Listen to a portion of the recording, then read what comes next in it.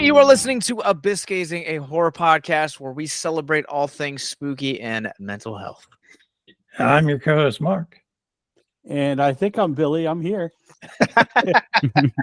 I'm your other co-host, Josh, and we are joined by a returning friend. And if you guys haven't checked out our episode on Green Room, please go check it out. Please help us in welcoming back Derek from the band So Much Hope Buried. Thank you. I love the way you said that. That was so epic.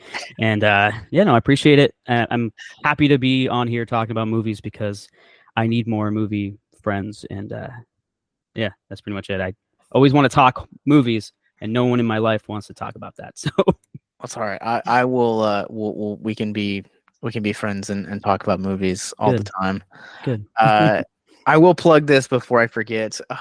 So Much Hope Buried and Victims and Villains are doing a show November 14th at the Bunkhouse. It is also going to feature Light the Lamp, Sugar Hysteria, and our friends and tour mates as well. Wine and War Paints. You guys are gonna get to know them a little bit better. It's in Carlisle, Pennsylvania. Details, you guys can go to victimsandvillains.net/events. Tickets are $10. Come out and hang. It's gonna be a good time. It's a great lineup. I will say I'm very excited to see you live. I have spun your record quite a lot. Wow. I'm very, very excited. Wow. Thanks, man. I appreciate that. Yeah, no, really excited for that show. And as soon as we're done here, I'm going to put it up on our website as well on somuchhopearea.com. So that'll be up there with the ticket link and everything. Hell yeah. Is there a ticket link? There's not yet. Okay. We'll do cash. So I don't know. Maybe we'll do tickets links. I have to touch base with the venue and see what they want to do. But okay. We are here concluding our Alien series, which Mark cursed us with all summer. Cursed you. You liked a lot of them, or at least thought they were okay. Don't start with me. Yes, but Alien 3. Yeah, that's true, because I defended Resurrection. I was one of two people that defended Resurrection. So okay. Wow. There's been a lot of love going around. I never said Resurrection was bad. I just said it was like the worst one in the franchise. Which is implying that it's bad. No, it just means it's not as good as the rest. Yeah, there we go. It's his least favorite. I guess every franchise needs to have one.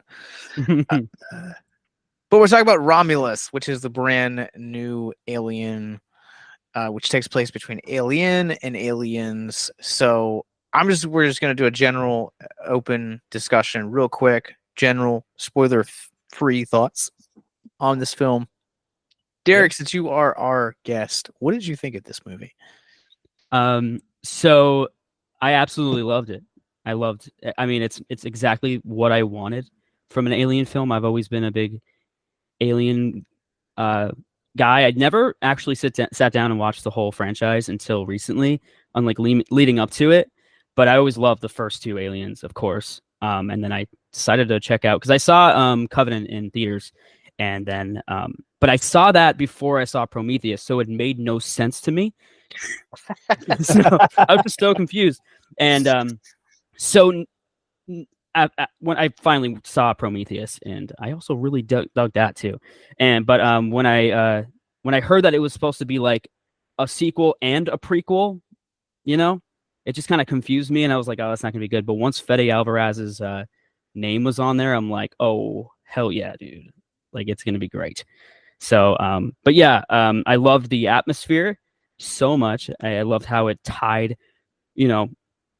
without spoiling anything, how it kind of brought in all of the other films in a way, and it made its own thing while being also very reminiscent of, the storyline. But it took some swings, and I liked the swings, and it was a lot of fun.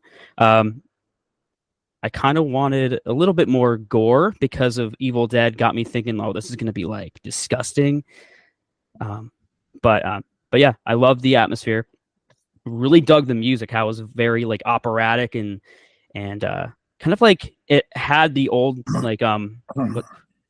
who did the music? Oh god, now I'm drawing a blank to Alien, but it felt like the very similar to the style of Alien, but adding that extra like electronic sounding stuff, which I love. Yeah, so I like the score. I love the cast and crew. I loved everything about it.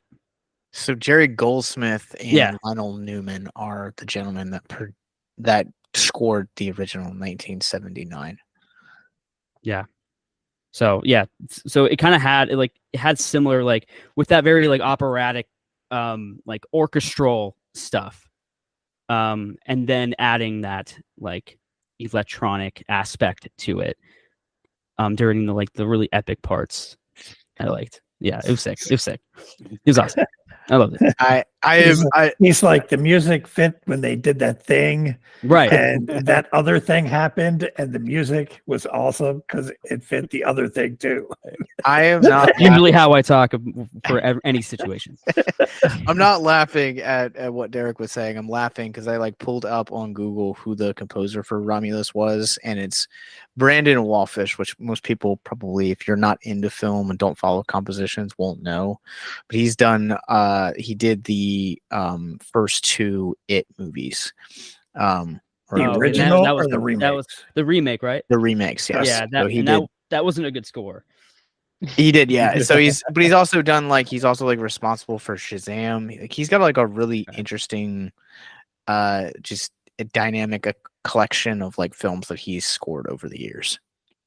Okay, well, this is his masterpiece for me. Clearly. Billy, you were late to the party on seeing this one. What did you see? What did you think of this one? I actually really like this movie. I mean, and for anybody going to watch it, I would suggest watching Alien before you go in to watch it, just so it'll make sense to you. But yeah, without trying to spoil anything, it hit a lot of the story and gave extra story different aspect or way than a lot of the other Alien movies have tried to address it. And I love the fact that they changed it instead of taking that cookie cutter that they've been doing. Yeah. To me. Mark, we are all here talking about Alien because of you. So what did you think? It's, to me, it's top 3 in the franchise, possibly top 2. My issues with Prometheus and Covenant was that the technology looked too far ahead of the time frame of Alien and Aliens. That's fair. Yep. Which is part of why Prometheus to me didn't feel quite right. It's still a good movie. I still enjoyed it. I do wish they had tied Covenant into Alien, which they never did, but apparently there's scripts being leaked from how they were going to connect it now. It had a lot of nods to most of the movies. Yeah. Little segments, quotes, things like that throughout the movie were nods to almost all the movies in one way or another. And tie-ins and different aspects to the story. And I went in with high hopes to begin with, expecting to be let down, but it was pretty friggin' awesome.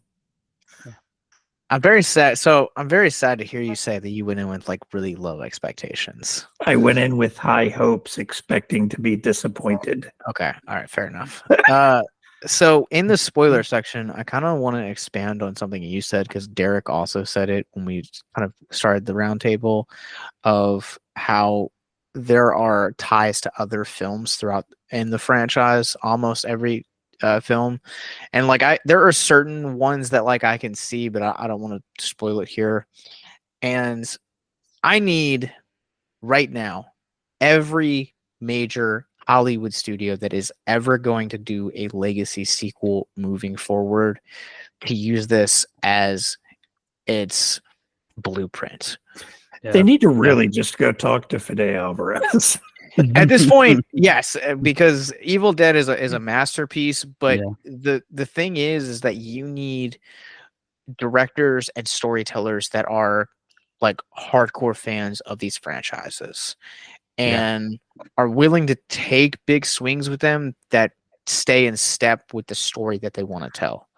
I think David Gordon Green started off okay with the Halloween Legacy trilogy, and then swung way to left field with Halloween Ends. Whereas if this was the start of a trilogy set in the Alien universe, I would get behind it 100%, because as you've heard over the last 6 weeks, I've had my ups and downs with these. There have been entries into this series that I really like, series that I'm just kind of like, and then ones that I'm just like, why is this even here?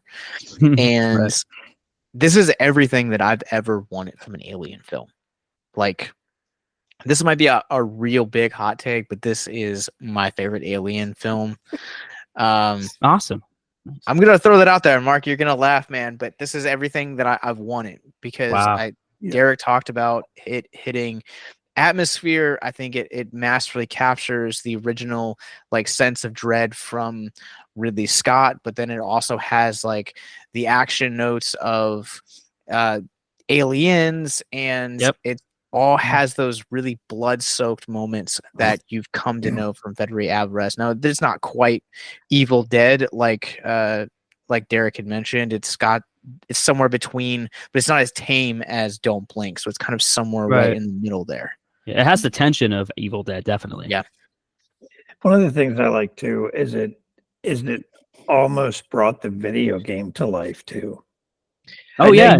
Yeah. I know you've never played it, but Alien Isolation was a solid game on a space station, very similar to how this movie is.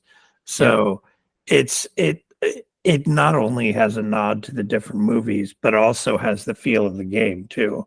Yeah. And it has the right screens and sounds and background noises and technology of Alien and Aliens as well that Prometheus and Covenant were missing.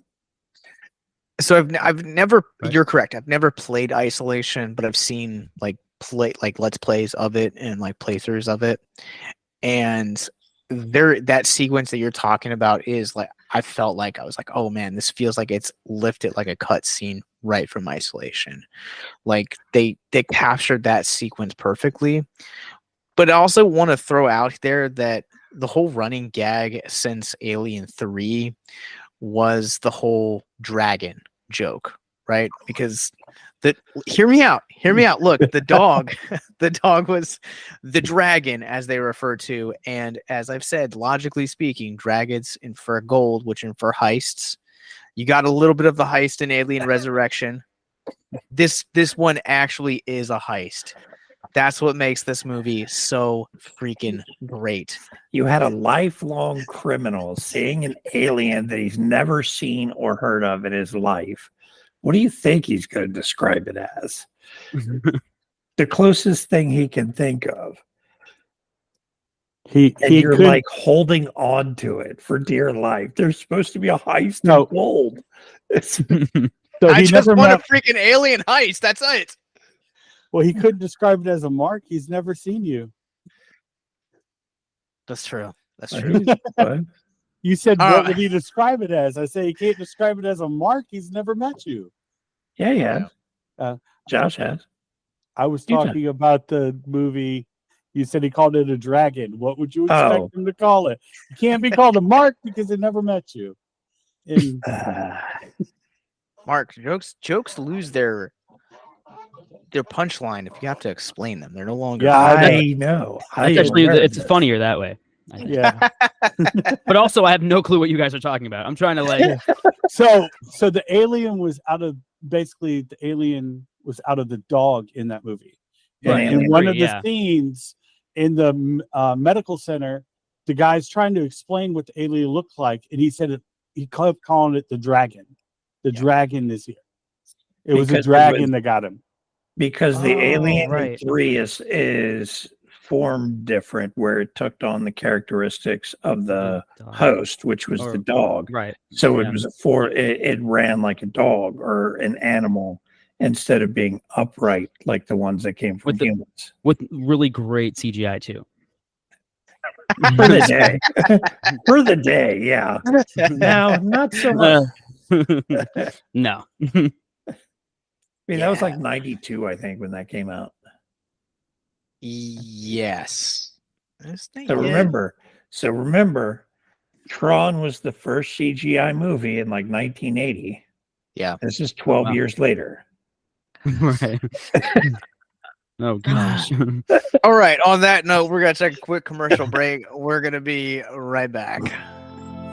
If you or someone you know is listening to this podcast right now and you're struggling with suicide, addiction, self-harm, or depression, we encourage you guys to please reach out. This is the heartbeat of why we do what we do. Suicide is currently the 10th leading cause of death in the United States, and as of this recording, there are 132 suicides that take place each and every day on American soil. And when you scale back internationally, there are 800,000 successful suicides. That is one death roughly every 40 seconds. So if you or someone you know is struggling, you guys can go to victimsandvillains.net/hope. That resource is going to be right in the description wherever you guys are currently listening or streaming this. There you'll find resources that include the National Suicide Lifeline, which is 1-800-273-8255. You can also text HELP to 741-741. We also have a plethora of other resources, including churches, getting connected with counselors, LGBT resources like the Trevor Project, and also veteran hotline as well. Please, if you hear nothing else in the show, understand that you listening to this right now, have value and worth. We get it. Suicide, depression, mental health, these are hard topics, and the stigma around them doesn't make it any easier. But please consider the resources right in the descriptions below wherever you guys are listening, because once again, you have value and you have worth. So please stay with us.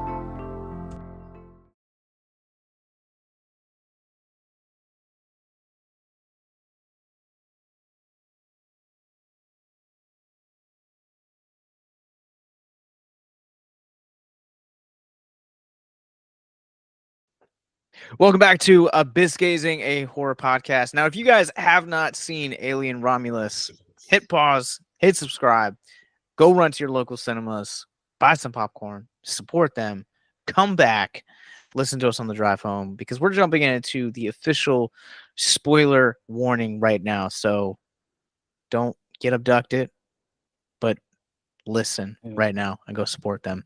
So this is your warning. So there, you guys talked, Derek and Mark, you guys both touched on this during the spoiler-free section. But this movie having nodes to literally every other film in the franchise. Now I can see Alien, I can see Aliens, I can even see Prometheus and Covenant. The ones that I'm having a hard time drawing the connection to is 3 and Resurrection. So can you guys kind of explain that? No, I also agree with you. When it comes to 3 and Resurrection, Resurrection should be clear. Explain that.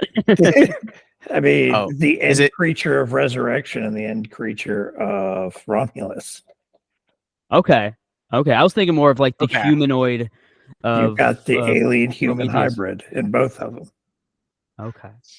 Yes, but like design-wise, they look like the Engineer. That's why I was like, that's why I would say slightly. It has more of a connection to the last 2 than it does to Resurrection. I think, but the concept was based on the end of Resurrection of the alien-human hybrid.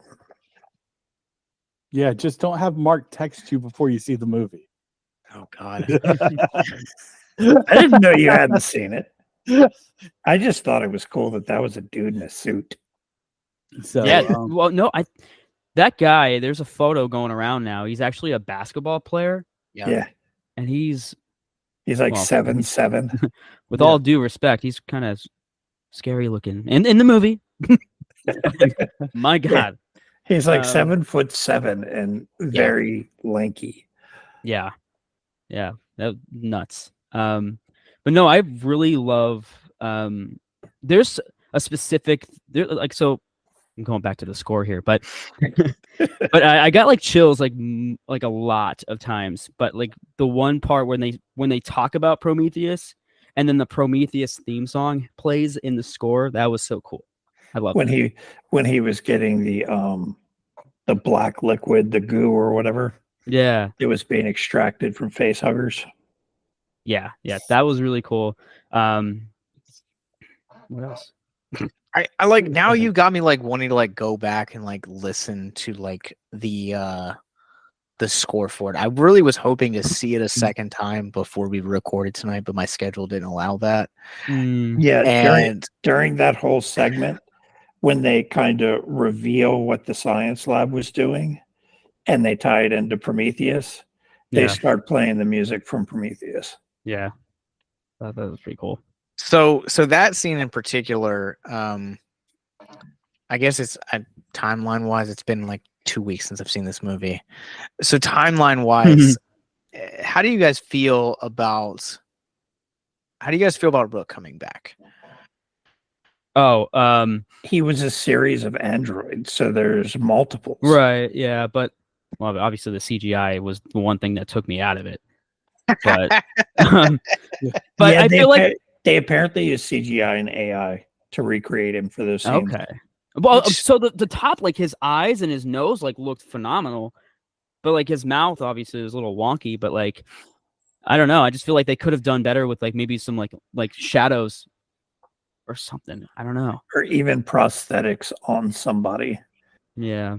Yeah, because this is the thing that I hate about like the movement of AI is that you're trying to incorporate it into these very large production films like Romulus, right? Where we've also have a proven track record, and another early release by Fox also is a great example.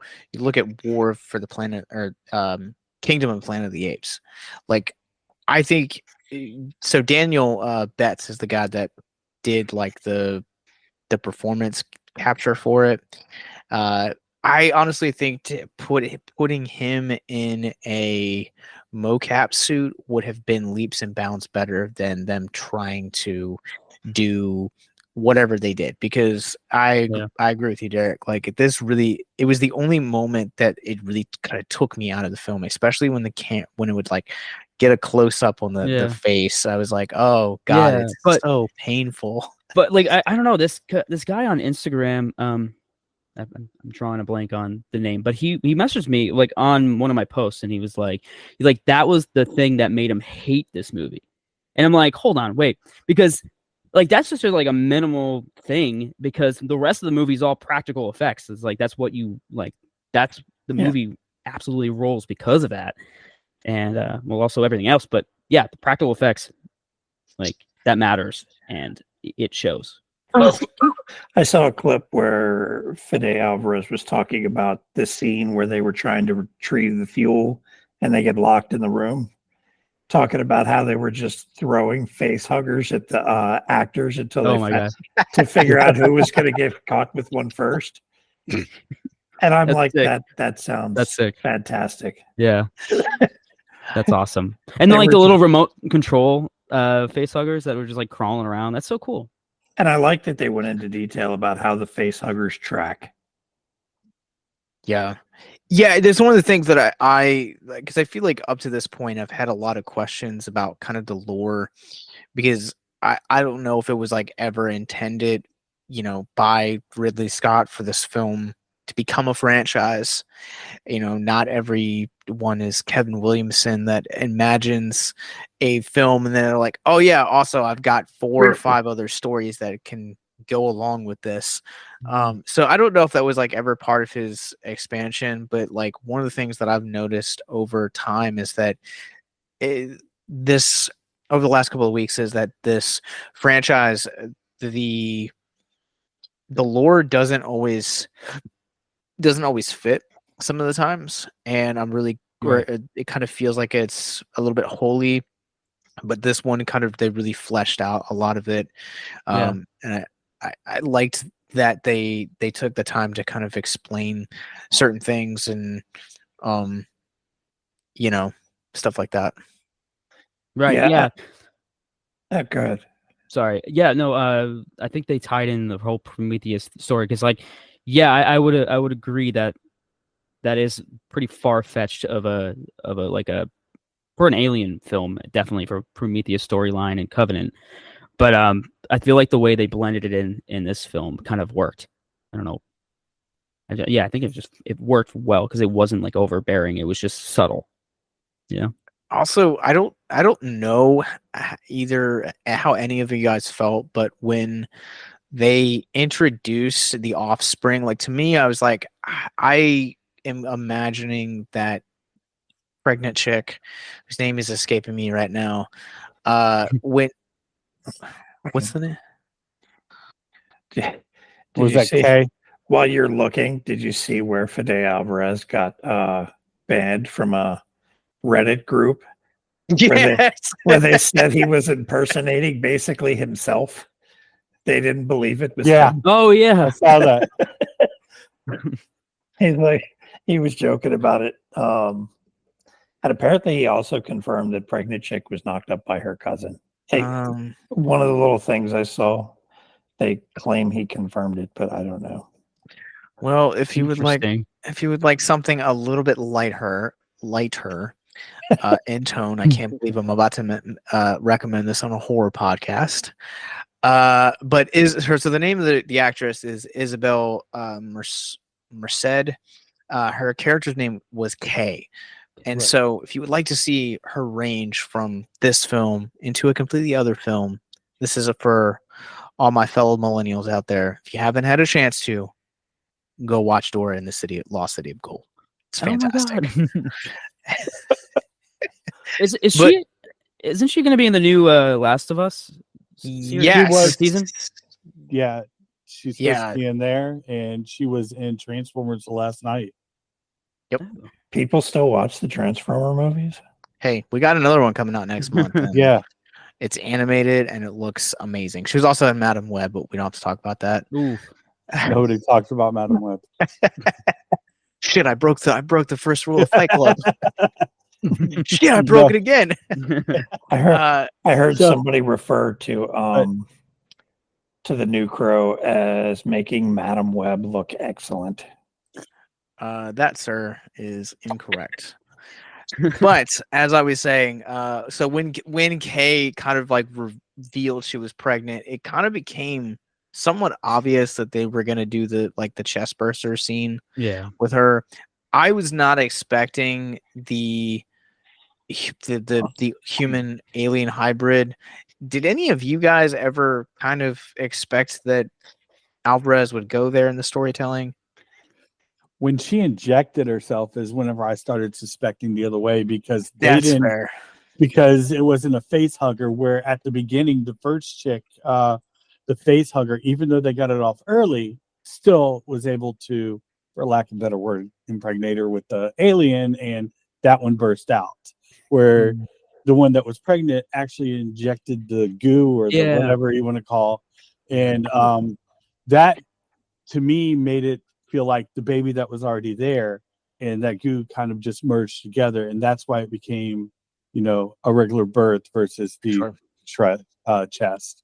And that tied back into the alien with, I forget which one it was, after the clones, that alien was having the babies like a human, the queen. That was the genetically altered one. Right. Yeah, I thought you're like, because I knew they were going to have an extra ending, because all of the aliens, all of the movies do. So I thought they were just gonna, it was gonna still be on. I didn't know it was gonna be like a humanoid, thing from basically Prometheus, but I thought it was just gonna be another alien, just that final battle at the end. But that did surprise me. It did. I did like this hybrid a little more than the one in the end of Resurrection. Yeah. So this one, to that point, this one feels more fleshed out than the end of Resurrection. Resurrection just kind of feels a little bit rushed. Like they were like, we don't really know what direction to take this franchise following it, because we talked about it in the episode, but Resurrection, for better or for worse, feels like kind of like it it uproots the ending to 3 for as much as 3 has issues.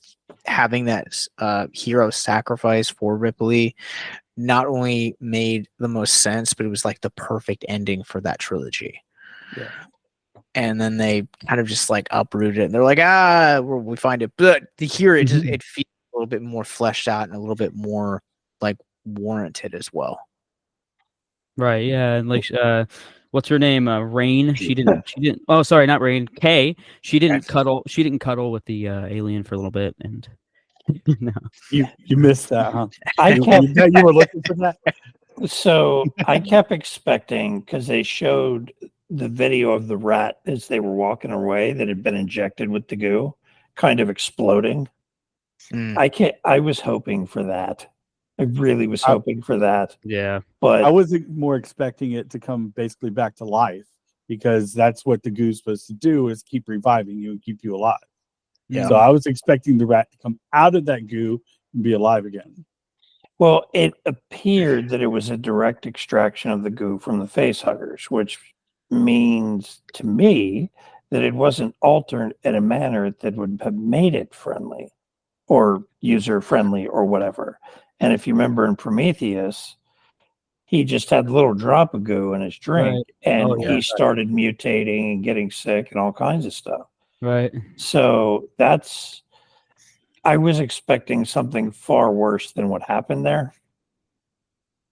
Yeah. I will also say, with the kind of tying everything back to the Rook element of the film and the black goo, I am really happy that this film kind of actually fleshed out a lot more of the company elements. Whereas I feel like a lot of the company is kind of talked about in passing.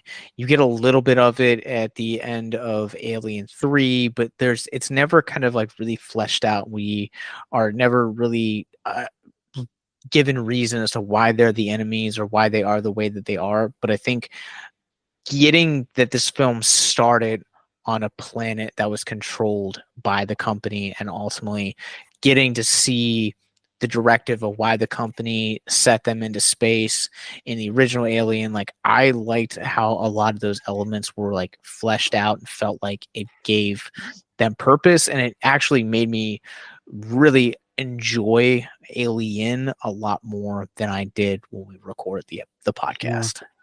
Yeah, And I love what they did with Andy. Andy, I mean, Yeah. building off of what he just said, Andy was the kind of needle, I guess, for the movie, where at the beginning he was from a scrap heap. It's her brother, is what she says. Then they put the chip in him, and he's a completely different person because he picks up everything from the company.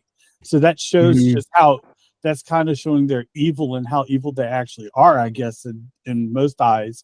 And she takes the chip out, and even though he's had that upgrade, it kind of reverts him back to the nice Andy that everybody loved.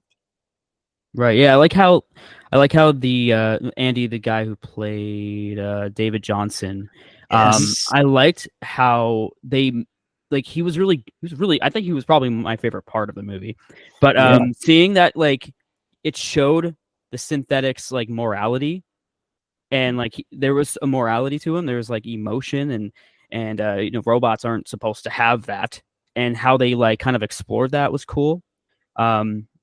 Well, it tied it into Asimov's rules of androids or whatever from older science fiction. Okay. And one of that's part of what I liked about it. Yeah. Was that because I've heard some people talk about the androids in Alien, that they kind of, especially in Alien, that they strayed away from Isaac Asimov's rules with that android. But you find out why more so in this movie, and they even stretch it a little bit with a story of one of them's moms was killed, where the android had to basically lock a couple of them to die basically in a room or whatever. To save the rest, yeah. To save the rest. So, which is the harder decision. Save the 4 to kill everybody, or kill the 4 to save everybody else. Which is what Andy did too up on the ship whenever the sister or whoever she was, the one that was pregnant, Kay, he didn't Kay. open the door for her. Right. Yeah. Yeah, I just want to like echo what Derek said. Like I loved David Johnson in this. I felt Yeah. like the range of characters, the range of emotions you got to see throughout the course of this, like it to go off of what I think it was Mark said, you got to kind of see how sinister the company really was, and he was perfect in this role. When his like attitude changed, for some reason I was expecting it to be like David or something. Like that's not my whole thought. Like, oh, is that David? Is that David? But Yeah. I thought like at one part he was gonna like look at the camera and be like, "My name is David" or something. And I was like, that would have been actually kind of stupid. That would have been so stupid. But yeah, I don't know. Some of the callback line, just the one callback line that he had, that kind of was just like, that didn't slap as hard as it should have, but still cool. Like the get away from her, you bitch. So that didn't hit. It didn't it didn't feel authentic out of him, but out of Ripley it did, obviously, because she's a badass. So yeah, that was one of the only times the my theater cracked up laughing. I was laughing because he pauses right before he says bitch and then flows into the rest of the line. Right. So, but other than that, yeah. I thought maybe there was a little too much fan service, but I appreciated most of it. And you mentioned the morality and everything of the different AIs and the characters. We actually covered that on the last podcast, where even the two that looked identical, David and Walter, were completely different. And then we mentioned about the flute scene. Oh yeah, But I'd bring that up. Sorry, I love Michael Fassbender. He's so good. But yeah, what was the line? Can you like finger something? Yeah. Oh god. We talked about the homoerotic undertones of the entire film. It is as I think we walked away with it. I posted on my letterbox, like, this movie is the Batman and Robin of the Alien franchise. It was, go check out that episode. It's a great episode if you guys haven't listened to it so far. But Mark, since you live and breathe this franchise and love it, can you explain to me in the third act where rain is falling and the xenomorph saves her? That felt really out of character for me, but I also don't understand this franchise and know it, and I've lived with it as long as you have. It felt more like the alien was capturing food. Okay. Yeah. Why would he not eat her though? Like, they needed the dramatic tension build for the elevator to fall and smash it, or in this case, David dropped down with the gun. Not David, Andy. Yeah. See, it would have made more sense to me if she had one of the injections and they caught it because they smelled the blood of them versus them catching it as food. So I don't know why they wouldn't have put it that way. It's kind of hard to eat a brain when it's liquefied on the ground. That's also true. True. Yeah. Like, I kept waiting for the tail to like wrap around and like get her, and it just never came. And I was like, that's one of the very few complaints I have about this movie.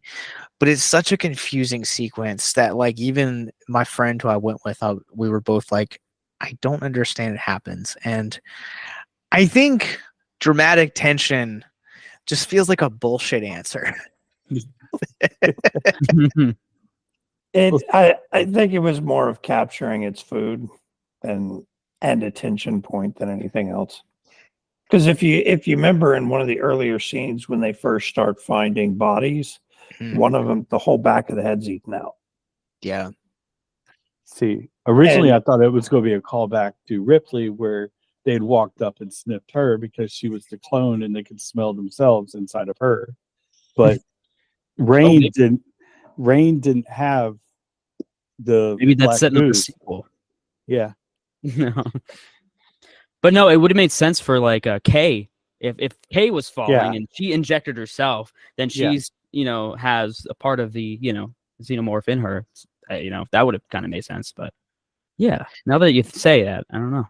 I mean, I think that's the way I saw it. Was I think it goes back to something that was said in the beginning of the podcast, where this film takes big swings, and sometimes those swings don't always work out in its favor, and sometimes they do. And I think I think the whole like Kay being pregnant, injecting herself, like that entire like subplot like really worked out in its favor. It's where we finally got like a successful alien human hybrid, and we kind of got to see the next evolution of like everything that the company had been working for. But then you have like moments like the xenomorph uh saving Rain, where it's just kind of like, this feels strange and I'm not really sure what to do with it, because when you think about the xenomorph, I mean, the xenomorph is kind of like a horror sci-fi icon at this point. So, but when you look at, like, I think Freddy Krueger is like another great example, where Freddy Krueger started out as a primarily villain, but by the time you get to Nightmare 3, he's now a wisecracking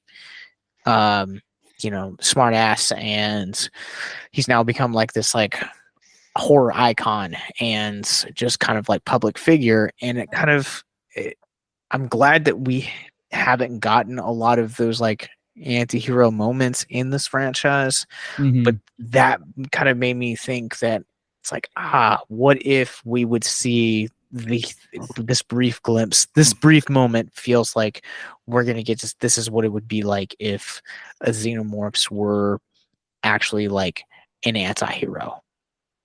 Right.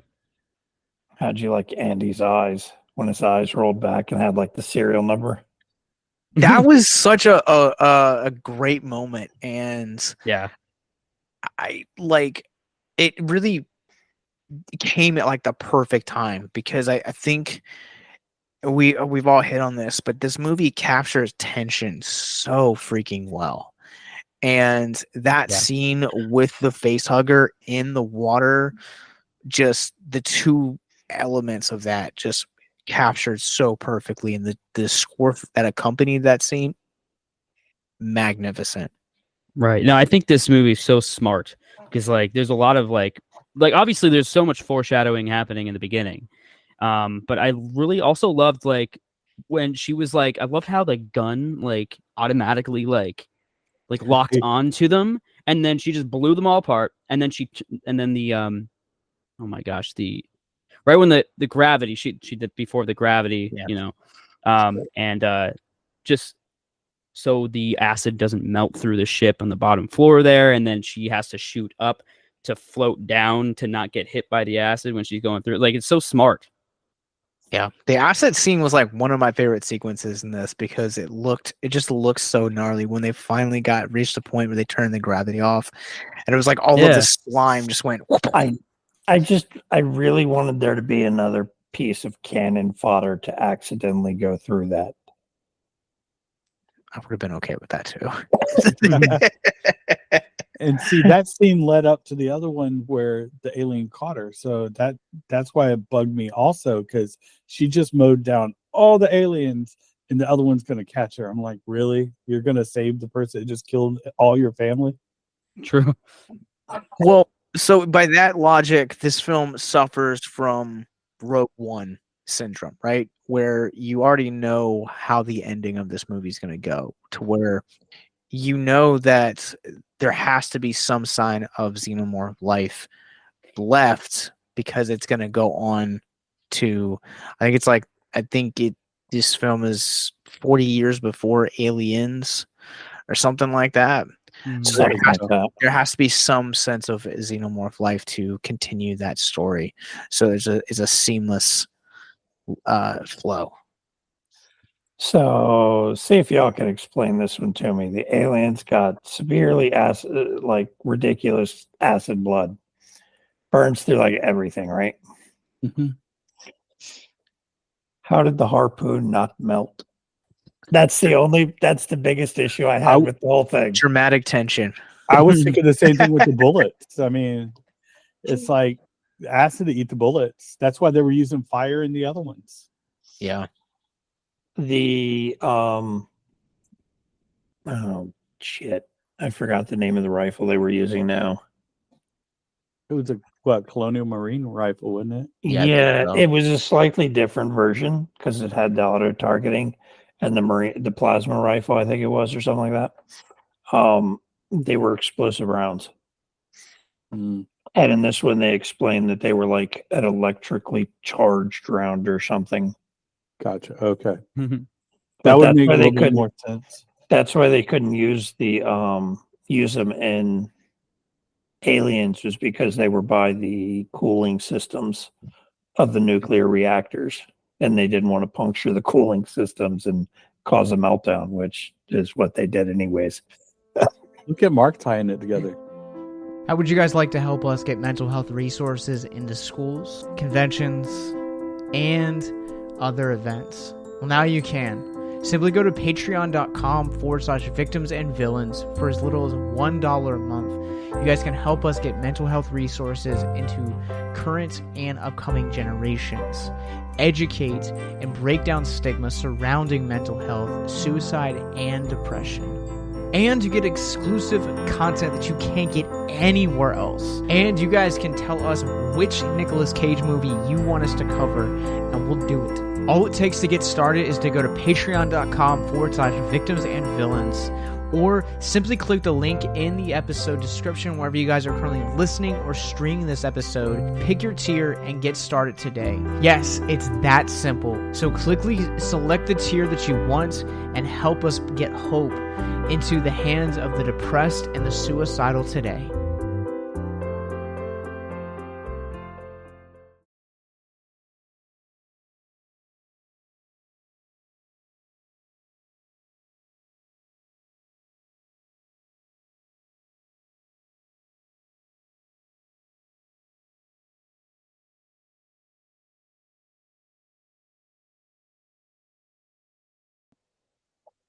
I've watched these movies a lot over the years. So Well, Yeah. go ahead. Go I ahead. have a question. In Alien versus Predator, there's a part where obviously the main character, she gets the head as like a shield of one of the xenomorphs. Do you remember that? How she like kind of Vaguely, those are So- like the so- only two I haven't watched a lot of. Okay, so in that movie, she gets the xenomorph's head as a shield because their blood doesn't melt Their skin. their skin. So with this xenomorph popcorn bucket, underneath there's a handle. All right, and that's exactly where she held it. So I thought maybe it was gonna be like. So I thought that was gonna be like a spoiler in a way. So I thought she was like cailee-spaeny was gonna like grab one of the heads and then use that, but evidently they didn't do that. Would you think that would be badass if they did that? Yes. Mhm. Yeah, and I wasn't sure if that would have worked or not, but If I I was remember kind of right, hoping to see I that. believe one of the Predators cleaned that for her to use. Yeah. Yep. But that's the only reason they she was teamed up at the able end, to. yeah. Yeah. It's been God, dude, I haven't seen those movies since I was a kid. Been a while. And I was just talking with my buddy Brandon about needing to go back and like rewatch it because he rewatched all of Alien franchise and listened to some of our episodes, and then he was like, I kind of want to jump on too and check out the Predator series because I've never watched them, and Really? I'm gonna watch Alien VP. Yeah, he'd never seen them before, I've never seen them either. so I've never seen any Predator movie. You've never seen What? any of the Predators? Really? they're fine. Yeah. Prey's the best one, and that'll So- be a hot take for a lot of people, but So Prey's Oh yeah, I do want to see that movie. I have it, but I really want to watch them. But the thing that always didn't like grasp me to watch them was the action of it. I was never a big fan of action movies. I don't know why, but that's why I always ask like horror fans, like, what's your favorite, Alien or Aliens? And if they say Alien, then I can definitely know why they love like the slow burn, dread, dark movies. But if they like Aliens, obviously they like explosions and action. So that's what I kind of thought. But they blended it perfectly in this movie. But I was gonna say, if you want both, go watch Romulus. right, Yeah, Right. I would say like after now that we're done the series, like I would prefer Aliens, and for me it has nothing to do with action or dread, the two elements that a lot of people, like you said, like kind of go with. For me, it's the emotional core of those characters between Newt and Ripley. I think that's such a well written, provides a lot of comedy in it, and the emotions And really well. that's why Alien 3 probably sucks for you, and it does for me too. I mean, the first 10 minutes, that's just taking a shit on aliens, basically. I was so sad when Alien 3, like they were like, yeah, Newt died. I was like, I'm done. Yeah, This movie's gonna be the bottom of the just like list. a punch in the face. Annoying. I feel like there was something else that I was gonna ask, particularly about Romulus, but I'm like drawing a blank on it. But I will recommend, while we're on the topic of rain, I will also recommend that if you guys haven't checked out Cailee-Spaely's other 2024 release, which is coming to Max on September 16th. It's called Civil War. It's very uncomfortable, but it's very much needed. It's a good movie. Check it out. I love that director, so I'll probably like it. Yeah, it's the one that made him walk away from filmmaking, sadly. Really? Yeah, he said that this was his last movie that he's going to be directing, but he's going to be focusing more on writing, which Okay. I can respect. Yeah. Who is that? Alex. Why am I blanking on the guy's name? No. Oh my gosh. Garland. Yeah, Alex Garland. Yeah. Also did Men, Ex Machina, 28 Days Later. I believe he came back for 28 months later. Did he write that? I think so. Oh, yeah, he wrote those. Yeah. Yeah, and then he did Devs, which was awesome. Did you watch that show? Did anyone watch that show, Devs? No. No. Gosh, that's I the need next one to. You guys gotta watch. It's so good. It's on Hulu. It's on Hulu. Yeah, I did Annihilation, Ex Machina, Devs, which was something he DM'd. Devil May Cry. Wow. Okay. I did not realize he got into that, but yeah. Is there anything else you guys want to talk about in order of this before we do social media, before we do the rankings of this list, now that we're officially at the end of this series? Did we hit on the beginning where they explained where they brought in the alien and went and found it, and that would explain why the alien they had everything for aliens, because they went and found the one Ripley shot out the door? We did not. Oh, okay. I was a little confused with the beginning. Yeah, they found the original alien. It got kind of blown into space when she turned on the jet on what she was in, the escape pod. But they can also create that kind of crystalline material that they build all the tunnels and their pathways with. Yeah. So it cocooned itself. That's why it looked like they just went and got an asteroid.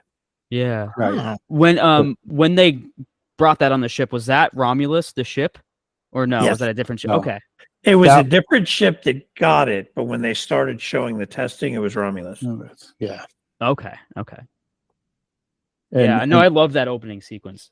And that tied in Alien. That's why I love that scene, because that one thing of trying to explain how the alien, or they had the alien in Aliens, was something that always bugged me. was Yep. where did they get it from? Now we know. Yeah, that goes back to what I was saying earlier about where how they got the what? Sorry. So the alien, they didn't for aliens. That explains why they were testing it and all on the island or on the planet, because they got everything from Romulus is explaining it now, that they have all the black goo and all, and the aliens from that picking up the alien that Ripley shot out the spaceship. So the whole thing with aliens was they had the black box from the Nostromo, which they refer to in Isolation, Ripley's black box from the Nostromo. Right. The only thing I can figure is that they got it there, that they got it at the same time, maybe, but who knows? And the company, Weyland-Yutani, sent out Newt's parents, and her brother went out to go check for the ship on LV-426. And they chose LV-426 specifically because of the reports from the black box. Mm-hmm. Okay. Yeah. And they brought her, I think they said they brought her dad back with one of the face huggers on him. And he was the point of origin for aliens. yeah, Right. yeah. Okay. It's a good. I mean, even I still think Billy still works, even though. Yeah. Well, it explains why they knew about them being there and what they were. And then the events from Prometheus kind of let you in on how they knew about the aliens to begin with and the engineers.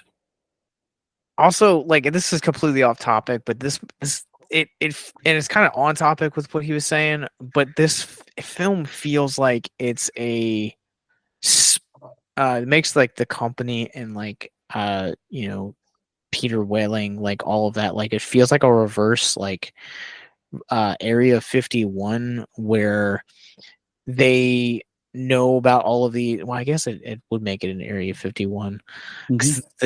They know about it and they're doing all of this like weird testing, but they're like not telling everyone, that everyone is just kind of like living out in ignorance. Right. Right. Well, it's no different than what Lucius Fox was doing in Batman Begins. It was a whole department that nobody knew what was going on with it. So it's the same thing. It's most of your big companies have little departments that the rest of the people don't know what goes on with it, or even that it's even there. They should. But that was Batman. Yeah. This is Alien. All right. Let's jump into rankings. So there are 7 of these. We are not including AVPs in this ranking. So starting at number 7, working your way down to number 1. Mark, what would your official rating for this series be? 1's probably always going to be my favorite, just because it's the original. You gotta start from 7, work your way up to 1. So least favorite to favorite. Did I miss that? Okay. Yes. Damn it. Probably Covenant would be last, just because there's no tie-in to Alien, and they got very far-fetched with the story of David and the engineers. Then probably Resurrection, just because it was a good Alien movie, but not a good Alien franchise movie. Yeah. And they kind of destroyed the legacy of Ripley. Let's see. And then probably Prometheus, Alien 3. They're real close, because I have some nostalgia with Alien 3. It was like the first Alien that I saw, and I thought it was cool. And Prometheus had some good plot, but it didn't have the feel of the Alien movies. Like I said, the technology felt more advanced than it did in Alien, which took place like 100 years later, which didn't make sense. But still, that's besides the point.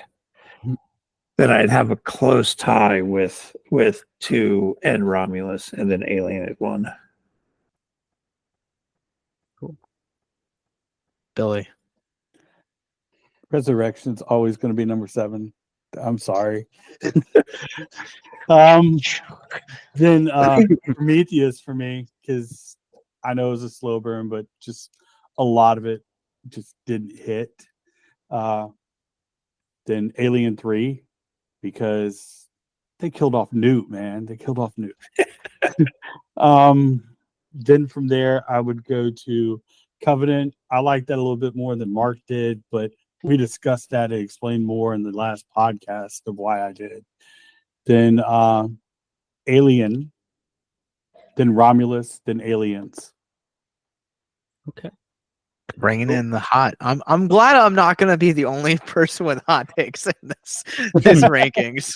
Derek, what about you, man? So definitely Resurrection's probably my least favorite because it's like really silly and it doesn't feel like an alien film, and a lot of the humor didn't work for me. Like Brad Dourif like making out with I don't know, with like I don't know. It's just and like the basketball scene, it's just I think there's a group of really great characters. It's just I'm sorry, There was no cast. there was no chemistry between Right. a lot of them. Right. And But it's great cast though. Just let Hellboy be Hellboy. I mean, right. Yeah. And then I got Alien 3, which it just pissed me off in the beginning, and then after I think David Fincher is a great director, but I did also see one of the interviews where he said that he hates this film, so it just doesn't have any magic to it. But I do like a lot of the shots, and there's a lot to like about it. It's just I think it was early in his career, and I believe he talked about how the studio kept wanting to get involved. If you watch the director's cut, it's a little different. Yeah, I do want to check that out because I heard it's like I mean, Newt still dies. Right, right, but it's like it's a little different. I heard, and then Prometheus after that. But I do really, I loved. I think after that they're all 4 stars and higher for me. So Prometheus, I love the soundtrack. I love the science of it because I think, what's his name? Oh my God, Ridley Scott is a master at sci-fi films. And then Alien Covenant, because I love how darker it is and how horrifying it, because some of the scenes are quite disturbing, and I just like where that goes. Sometimes it's a little far-fetched, but I do enjoy that one. And then Alien, I'm sorry, Prometheus and Covenant tend to explore the God complex in humanity. Yeah, which I don't like. I mean, I think it's cool. I just don't think it works for like an alien film. There's actually a theory that Shaw was the one that created the Alien Queen. Ooh, I kind of like that. Yeah, that's why her body is sitting there all gutted, as she was the creator of the queen, because the queen had to exist to create the eggs. Oh, that's sick. I like that. Yeah, I actually do really like the aspect of where the xenomorphs kind of originated. I liked kind of exploring that. It was just a little confusing for me because I watched Covenant before Prometheus, but like an idiot. But and then my next going on to my top 3 here. So Aliens is next because well, I mean, I don't know, a lot of the characters are goofy. But I love how Ripley is just like more of a badass than all of the military people. But yeah, I mean, I think the last 30 minutes is one of the best 30 minutes I've ever seen in any movie. Other than that, it's just action, and it's just a different tone that I like personally. And then we have Romulus after that because it's exactly what I was looking for an alien film. And then Alien for my number 1 because that movie's in my top 10 favorite movies of all time because of the it's from the 70s and all of the effects still hold up, and it's just a fantastic film. All right, let me break some hearts here. Okay. And pretty much the entire Ripley series boils down to a bunch of guys that won't listen to a woman. Basically. Yeah. Number 7 is going to be Alien 3 because they killed Newt, and F Fox for getting involved, stepping in the way of a great director like David Fincher. Fair. Uh, Yeah. Alien Covenant number 6. Go listen to our last episode to understand why. Okay. Number 5 is Prometheus. Because I think Prometheus has good ideas, and like Mark said, like it explores the God complex, and I like a lot of the philosophical nature that film has, but it definitely feels like a more seasoned, more mature Ridley Scott, because when you follow a lot of his films throughout his career, he definitely explores a lot more philosophy in his films later on as a director, and I think that this is kind of the perfect example of that.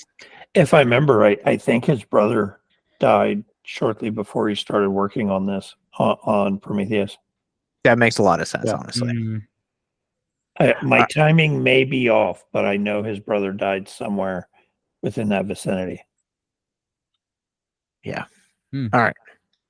Here's the real hot take. Here's the first of many hot takes. Number 4, the OG. Oh, And I have it down there, Mark. Wait. What? Wait, hold on. Resurrection. You like Resurrection more? What the- Yes, he Fine. does. It's okay. Yeah, I respect just it. hope- It's I fine. just hope it's not number 1.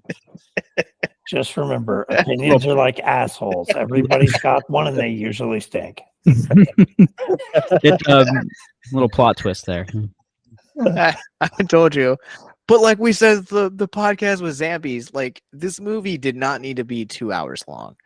This movie could exist as a 90-minute film, or could exist and have the same exact pacing as the Texas Chainsaw Massacre, and I feel like I would appreciate it so much more. There's so much dead air in this movie that, you know, I saw it too late in life that like I knew about like the xenomorphs. I knew about all the twists and the turns. So like I feel like if I had a chance to grow up on this movie, it would be a lot higher. Or if I had seen it early on in becoming a cinephile, but because I had so much cultural connection to it, it really kind of ruined it for me. Number 3 is Alien Resurrection. No, okay. That's cool. Look, man, I had a blast with this movie, and I loved the heisty elements of it. I loved the whole Winona versus Sigourney and Weaver, the whole weird Brad Dourif scenes. I'm here for it, man. I love camp, and this movie is just littered in camp. Schlock. Yeah. You like it Schlock. for everything that is not the Alien franchise. That's fine. That's fine. This is my ranking, Mark. I just it took away the swan song. I can't deal with that. Number 2 is Aliens. Number 1 is Romulus. That's cool. I'm actually stoked about that though. How you think it's number 1 there? That's cool. I let me just say that, like, Mark, I probably would have fought you a little bit harder to do this series if Alvarez had not directed Romulus. Like, having seen everything that man has either written, directed, and produced since 2013, this man could direct a movie about a humanoid turd taking its first steps, and I would give it a 5 star. I'm here for it. Like, he is just one of my favorite directors and storytellers working today, and the fact that he doesn't do a lot of films, or that there's a lot of breaks in between his film, because this is the first film that he's written and directed in 6 years. Like, wow, that's. I mean, he's done other things since then, but this is the first movie that he's both wrote and directed in that time, and I think that shows his dedication to the craft of storytelling, and like not wanting to tell a story just for story's sake, but telling a story because he's got something that he wants to say, or sequences that he wants to do, and I'm very grateful for that. Definitely. For Resurrection, what would you rate that out of 5? Just curious. I gave it a 4 out of 5. 4 out of 5? Okay. Jesus Christ. Just curious. Cool. Look, I got some hot takes. It's fine. You I know? think I went in with low expectations. And I actually thought it was a little better than I thought it was going to be. So, I mean, there's that. So I remember watching 3 and being really disappointed by it. Like I was Yeah. severely let down by that. And I was on my way coming home from work and I was talking to Mark on the phone, and it was the night we were getting ready to record the Alien 3 episode, and he was like, yeah, just going with like really low expectations because it's the the worst in the franchise and it's everyone's least favorite. Everyone says it sucks. And so like I had that thought process in mind, plus my low experience with Alien 3. So my expectations were like really low. And then I'm like, Brad Dourif. Brad Dourif, freaking Ron Perlman, like just like the cast, I would just like Winona Ryder. I was like, shit. Yeah. And I just had a lot of fun with it. Like, Yeah. It was schlocky, and I loved every second of it. Yeah. Sometimes low expectations works out in your favor. It does. So, all right. Well, we're gonna play a game throughout the month of September called Surprise September. It is our new series that we're going to be doing over the next 4 weeks, where the majority of us have no idea what the other one is picking or what the guest is picking. So because I picked aliens for the last like 6 or 7 weeks, I'm not allowed to have a pick. Nope. Oh, boy. So I am going first. And I thought really long and hard, debated, in fact, whether or not I was going to do a musical, because we all know how much Mark likes musicals. And I am not. So next week, we will be doing the OG from 2022 of Speak No Evil in preparation for the upcoming American release starring James McAvoy from Blumhouse. So if you guys want to watch it with us, it is streaming exclusively on Shudder. So join us next week when we talk about Speak No Evil with our friends over at False Sense. They'll be joining us. But in the meantime, Derek, where can people find you, and where can we find So Much Hope Buried? Yeah, So Much Hope Buried. We have a website called somuchhopeburied.com. We're on Spotify, Apple Music, Amazon Music. We're on Facebook, Instagram, TikTok. We're everywhere. Just check it out. We released a new record about 3 months ago called I'd Be Lying to Say I'm Not Weak. And we're still trying to push that. And we're getting a lot of good stuff. And we started writing again. So we're trying to push out more things and just keep the momentum going. So yeah, check it out. So Much Hope Buried. I think So Much Hope Buried PA on most things. And then I also have a horror not podcast. I have a horror page on Instagram called endless_corridor237 that I post all of my like movie collection stuff and reviews. So if you want to check that out, that'd be awesome. Yeah, we need to get him more movie friends, so go hit him up with a subscribe. But again, Victims and Villains presents So Much Hope Buried, Wine and War Paint, Sugar Hysteria, Light the Lamp. It's going to be at the Bunkhouse in Carlisle, Pennsylvania, November 14th. We'll be dropping more information between now and then, but go to victimsandvillains.net/events for more, and go check out, go stream I'd Be Lying to Say I'm Not Weak. It's a fantastic album. And go check out the episode that they did with us back in May. It's wild to think it's been that long where we talked about the green room. Yeah. Billy, where can people find you online? You can find me at VABoy99 at Letterbox, and I've got to put Romulus up there. I forgot to put that one up there, but I should be caught up. I know Mark doesn't do his. I rarely do mine. It's been years. Well, where can people find you elsewhere? Who, me? Mark, where can people find you? God. we Just miniature stuff, paint miniatures and junk on Instagram at Titanium Juggernaut Painting. Cool. All right. Well, I am available exclusively, not only on this podcast, but exclusively also on Letterboxd at Captain Nostalgia, where you guys can find me in my film journey. You guys can find Abyss Gazing wherever you guys get your podcast from. And you can also follow our parent company, Victims and Villains. We are on Facebook, Instagram, YouTube, Spotify, and wherever you guys get your podcasts from, as well as patreon.com/victims and villains, where you guys can partner with us for our mental health education efforts as well. But until next time, we will be back next week talking about Speak No Evil. And until then, remember, the longer you gaze into the abyss, the more the abyss gazes back into you.